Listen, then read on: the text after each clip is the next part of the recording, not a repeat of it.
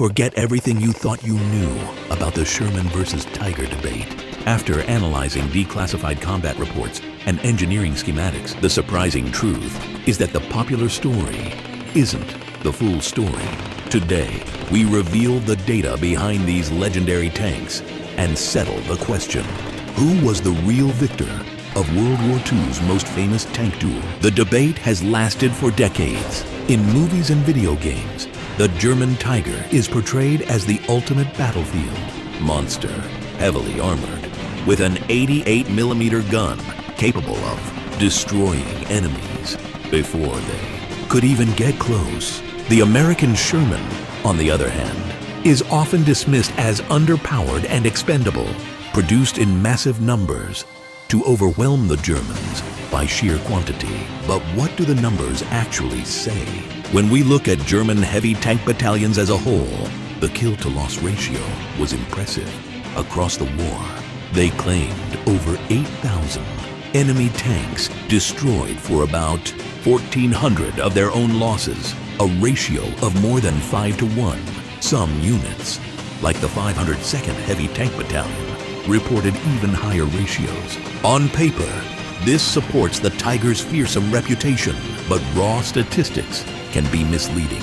American research after the war showed that in certain battles, Shermans against Panthers actually achieved a kill ratio of 3.6 to 1 in their favor. Against Tigers, the exchange was harsher, with Shermans generally losing more vehicles than they destroyed. But the picture was far from the hopeless slaughter often portrayed. Reliability tells another story. The Tiger was an engineering marvel, but also a maintenance nightmare. In 1943, operational readiness for many Tiger units hovered around 30 to 40%. The Sherman, by contrast, was far easier to keep running in the field. Crews could swap out engines, repair transmissions, and return vehicles to service quickly, something that mattered more in sustained campaigns than the thickness of a single armor plate. Combat environment played a huge role as well. On the Eastern Front, where wide open plains favored long-range gunnery, Tigers often performed well in the hedgerows of Normandy or the forests of the Ardennes.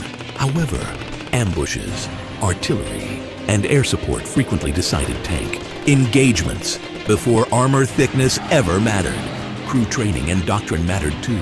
German Tiger crews were often highly trained specialists, but Allied forces fielded far more Shermans, which meant more crews, more experience accumulated, and more tactical innovation as the war progressed. In many cases, Shermans worked in coordination with infantry, artillery, and airstrikes to overwhelm isolated Tigers. Now let's consider cost and production. The United States built nearly 49,000 Shermans during the war. Germany produced fewer than 2,000 Tigers of all types. That difference is staggering. For every Tiger that reached the battlefield, dozens of Shermans could be deployed, supported, and replaced. When it comes to winning a war of attrition, quantity truly had a quality all its own. Design philosophy also mattered. The Sherman was continuously upgraded with new guns, armor kits, and specialized versions. Like the British Firefly, the Tiger design remained largely static, powerful, but inflexible. By late 1944, Allied anti-tank weapons and air power increasingly neutralized the Tiger's advantages. So who was the real winner? If the contest is one-on-one, the Tiger dominates. Its armor and gun outclassed most Shermans in a direct duel. But wars aren't won by duels.